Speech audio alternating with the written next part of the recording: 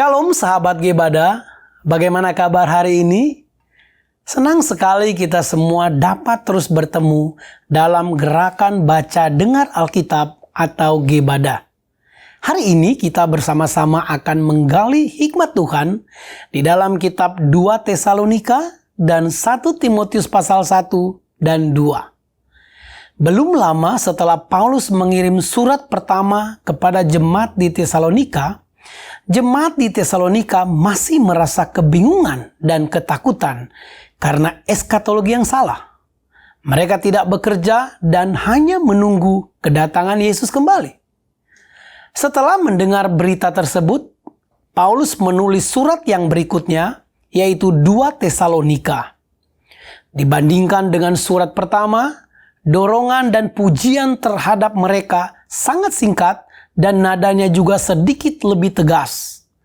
Jelas Paulus mengatakan untuk selalu waspada karena kita tidak bisa mengetahui kapan Yesus akan datang kembali. Tetapi dia mendengar cerita di mana seseorang menyatakan dalam nama Paulus bahwa hari Tuhan telah tiba. Jadi Paulus menjelaskan bahwa sebelum hari Tuhan tiba akan terjadi kemurtatan, antikristus akan muncul dan menentang Tuhan. Lalu kemudian akan terjadi penghakiman yang mengerikan. Dia juga memperingatkan kita agar tidak tertipu oleh ajaran palsu dan menghimbau kita untuk tetap menjaga tradisi yang diajarkan para rasul. Tetapi masalahnya adalah dengan iman dan pengharapan akan kedatangan Yesus yang kedua kali, beberapa jemaat lalu mengabaikan dunia serta menjalani kehidupan dengan malas dan tidak produktif. Karena mereka, suasana dan dinamika di dalam komunitas mulai terganggu.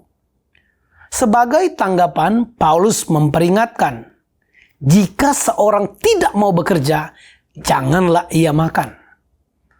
Saat membaca kitab 2 Tesalonika, hendaknya kita memahami bahwa hari Tuhan, masa-masa akhir, bukanlah saat yang penuh ketakutan, namun ada harapan bagi mereka yang telah dan sedang hidup dalam Injil. Selanjutnya kita akan menyimak surat 1 Timotius, salah satu surat pastoral yang ditulis oleh Paulus. Surat 1 Timotius adalah surat pertama kepada Timotius.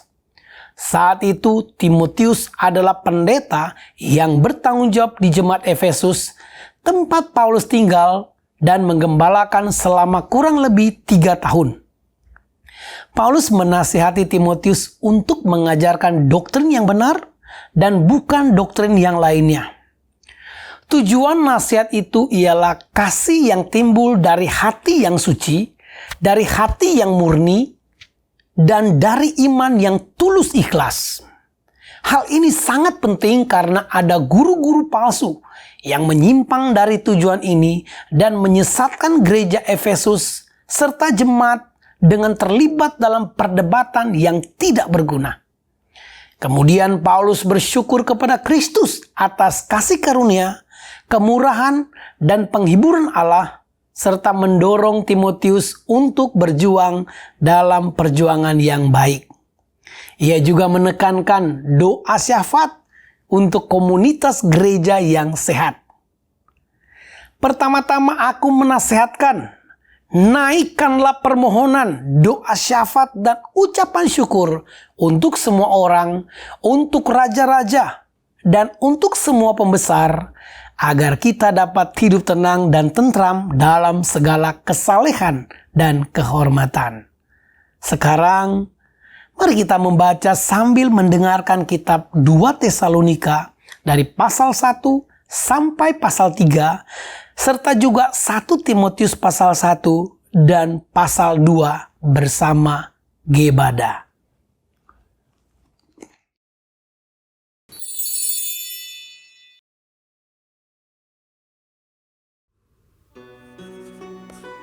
Dari Paulus, Silwanus, dan Timotius, kepada jemaat orang-orang Tesalonika di dalam Allah Bapa kita dan di dalam Tuhan Yesus Kristus. kasih karunia dan damai sejahtera dari Allah Bapa kita dan dari Tuhan Yesus Kristus menyertai kamu. Kami wajib selalu mengucap syukur kepada Allah karena kamu, saudara-saudara. Dan memang patutlah demikian, karena imanmu makin bertambah dan kasihmu seorang akan yang lain makin kuat di antara kamu. Sehingga dalam jemaat-jemaat Allah kami sendiri bermegah tentang kamu, karena ketabahanmu dan imanmu dalam segala penganiayaan dan penindasan yang kamu derita.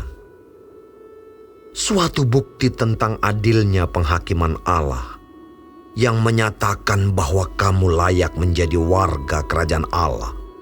Kamu yang sekarang menderita karena kerajaan itu. Sebab memang adil bagi Allah untuk membalaskan penindasan kepada mereka yang menindas kamu, dan untuk memberikan kelegaan kepada kamu yang ditindas, dan juga kepada kami pada waktu Tuhan Yesus dari dalam surga menyatakan dirinya bersama-sama dengan malaikat-malaikatnya dalam kuasanya di dalam api yang bernyala-nyala, dan mengadakan pembalasan terhadap mereka yang tidak mau mengenal Allah dan tidak mentaati Injil Yesus Tuhan kita. Mereka ini akan menjalani hukuman kebinasaan selama-lamanya, dijauhkan dari hadirat Tuhan dan dari kemuliaan kekuatannya.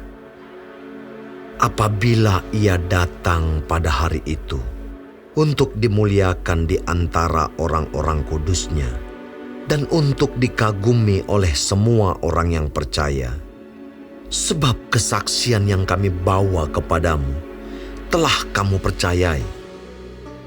Karena itu, kami senantiasa berdoa juga untuk kamu, supaya Allah kita menganggap kamu layak bagi panggilannya, dan dengan kekuatannya menyempurnakan kehendakmu untuk berbuat baik dan menyempurnakan segala pekerjaan imanmu, sehingga nama Yesus Tuhan kita dimuliakan di dalam kamu dan kamu di dalam Dia, menurut kasih karunia Allah kita dan Tuhan Yesus Kristus.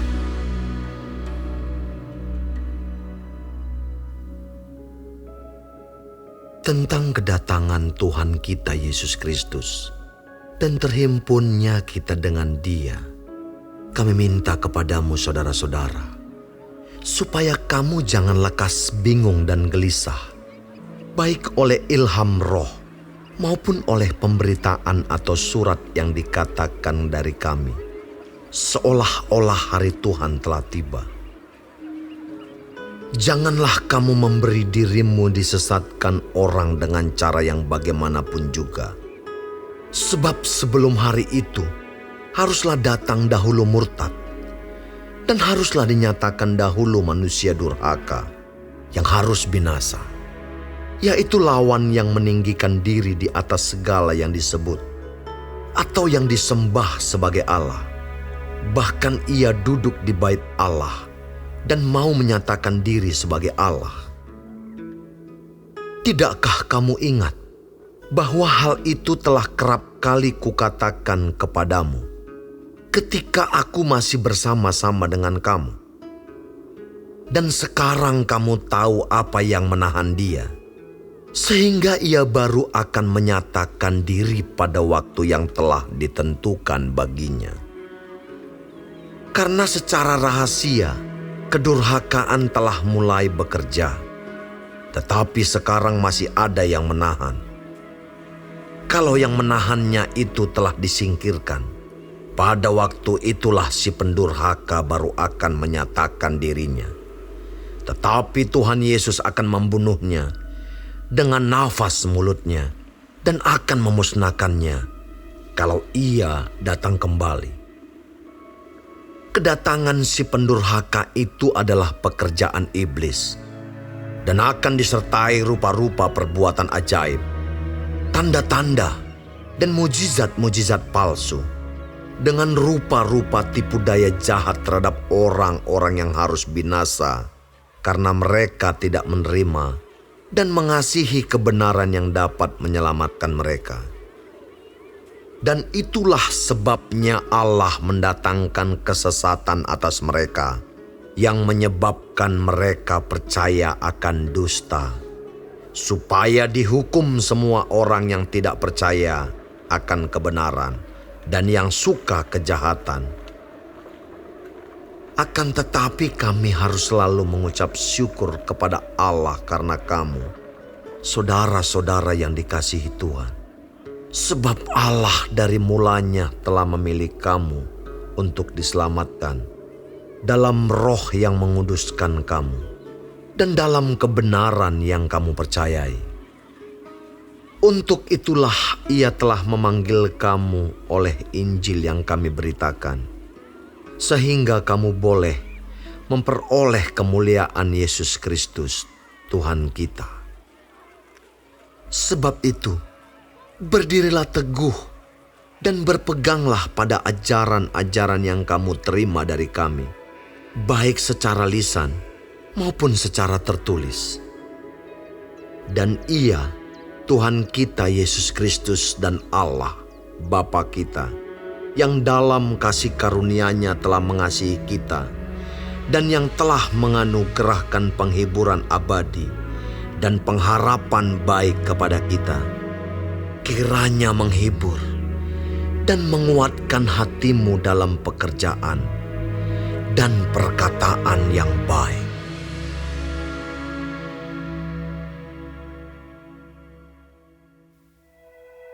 Selanjutnya, saudara-saudara, berdoalah untuk kami, supaya firman Tuhan beroleh kemajuan dan dimuliakan, sama seperti yang telah terjadi di antara kamu, dan supaya kami terlepas dari para pengacau dan orang-orang jahat, sebab bukan semua orang beroleh iman. Tetapi Tuhan adalah setia.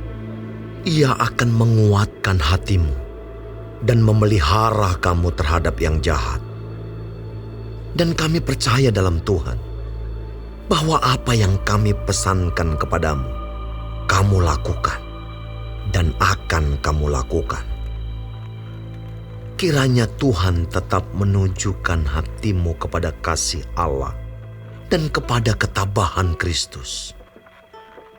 Tetapi kami berpesan kepadamu, saudara-saudara, dalam nama Tuhan Yesus Kristus, supaya kamu menjauhkan diri dari setiap saudara yang tidak melakukan pekerjaannya dan yang tidak menurut ajaran yang telah kamu terima dari kami.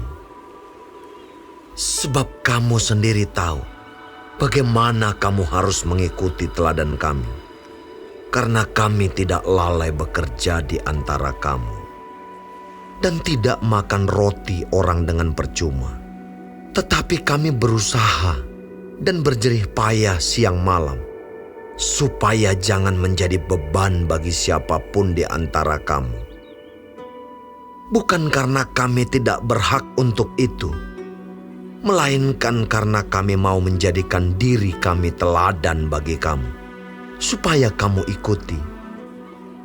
Sebab juga waktu kami berada di antara kamu, kami memberi peringatan ini kepada kamu. Jika seorang tidak mau bekerja, janganlah ia makan. Kami katakan ini karena kami dengar bahwa ada orang yang tidak tertib hidupnya dan tidak bekerja, melainkan sibuk dengan hal-hal yang tidak berguna. Orang-orang yang demikian kami peringati dan nasihati dalam Tuhan Yesus Kristus, supaya mereka tetap tenang melakukan pekerjaannya, dan dengan demikian makan makanannya sendiri. Dan kamu, saudara-saudara, janganlah jemu-jemu berbuat apa yang baik. Jika ada orang yang tidak mau mendengarkan apa yang kami katakan dalam surat ini, tandailah dia Dan jangan bergaul dengan dia, supaya ia menjadi malu. Tetapi janganlah anggap dia sebagai musuh, tetapi tegurlah dia sebagai seorang saudara. Dan ia, Tuhan damai sejahtera, kiranya mengaruniakan damai sejahteranya terus-menerus dalam segala hal kepada kamu. Tuhan menyertai kamu sekalian. Salam daripadaku, Paulus. Salam ini kutulis dengan tanganku sendiri. Inilah tanda dalam setiap surat. Beginilah tulisanku. Kasih karunia Yesus Kristus, Tuhan kita, menyertai kamu sekalian.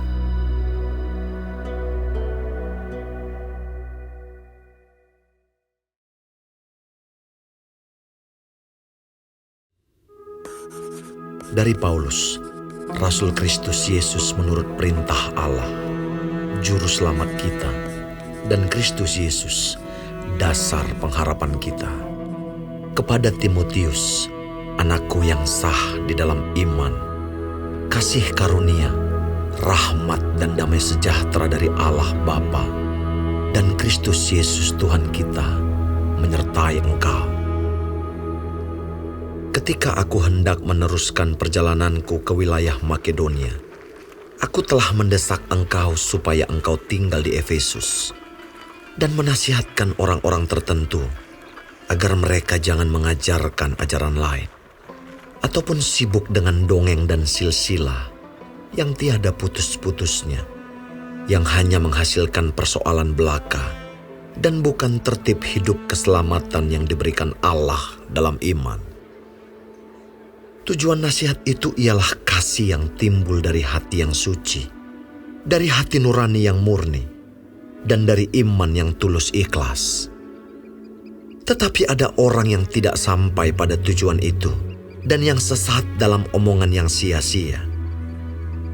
Mereka itu hendak menjadi pengajar hukum Taurat tanpa mengerti perkataan mereka sendiri dan pokok-pokok yang secara mutlak mereka kemukakan.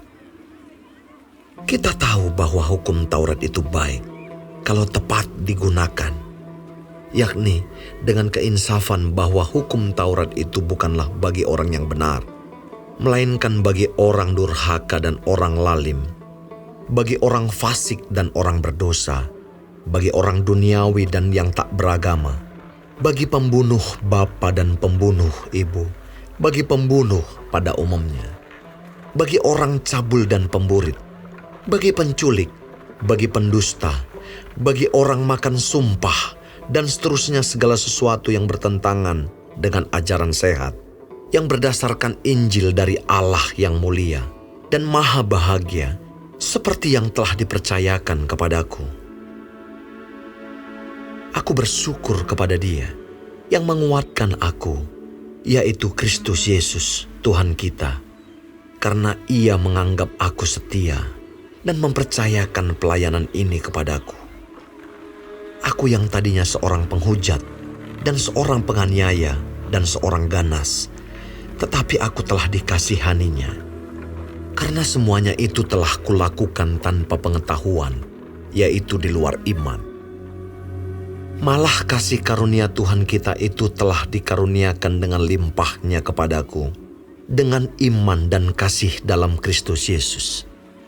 Perkataan ini benar dan patut diterima sepenuhnya.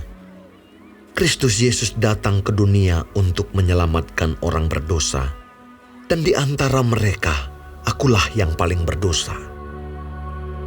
Tetapi justru karena itu aku dikasihani, agar dalam diriku ini, sebagai orang yang paling berdosa, Yesus Kristus menunjukkan seluruh kesabarannya.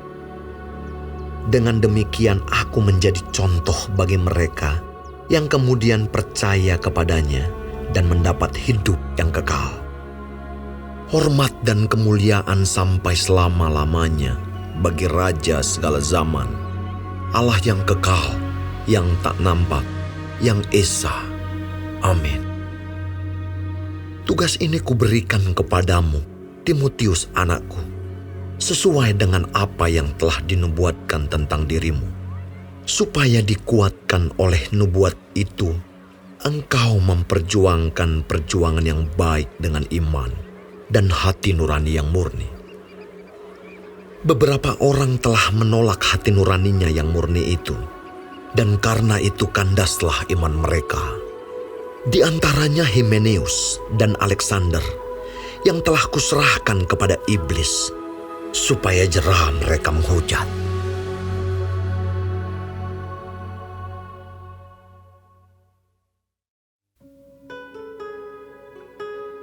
Pertama-tama aku menasihatkan, naikkanlah permohonan, doa syafaat, dan ucapan syukur untuk semua orang, untuk raja-raja, dan untuk semua pembesar, agar kita dapat hidup tenang dan tentram dalam segala kesalehan dan kehormatan.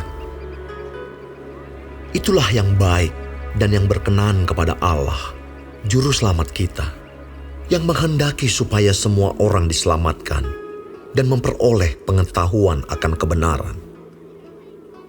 Karena Allah itu Esa, dan Esa pula Dia yang menjadi pengantara antara Allah dan manusia, yaitu manusia Kristus Yesus, yang telah menyerahkan dirinya sebagai tebusan bagi semua manusia. Itu kesaksian pada waktu yang ditentukan. Untuk kesaksian itulah aku telah ditetapkan sebagai pemberita dan rasul, yang kukatakan ini benar. Aku tidak berdusta, dan sebagai pengajar orang-orang bukan Yahudi dalam iman dan kebenaran. Oleh karena itu aku ingin supaya di mana-mana orang laki-laki berdoa dengan menadahkan tangan yang suci, tanpa marah dan tanpa perselisihan. Demikian juga hendaknya perempuan, hendaklah ia berdandan dengan pantas, dengan sopan dan sederhana. Rambutnya jangan berkepang-kepang, jangan memakai emas atau mutiara, ataupun pakaian yang mahal-mahal. Tetapi hendaklah ia berdandan dengan perbuatan baik, seperti yang layak bagi perempuan yang beribadah. Seharusnyalah perempuan berdiam diri dan menerima ajaran dengan patuh. Aku tidak mengizinkan perempuan mengajar, dan juga tidak mengizinkannya memerintah laki-laki. Hendaklah ia berdiam diri. Karena Adam yang pertama dijadikan, kemudian barulah Hawa. Lagi pula bukan Adam yang tergoda, melainkan perempuan itulah yang tergoda dan jatuh ke dalam dosa. Tetapi perempuan akan diselamatkan karena melahirkan anak, asal ia bertekun dalam iman dan kasih dan pengudusan dengan segala kesederhanaan.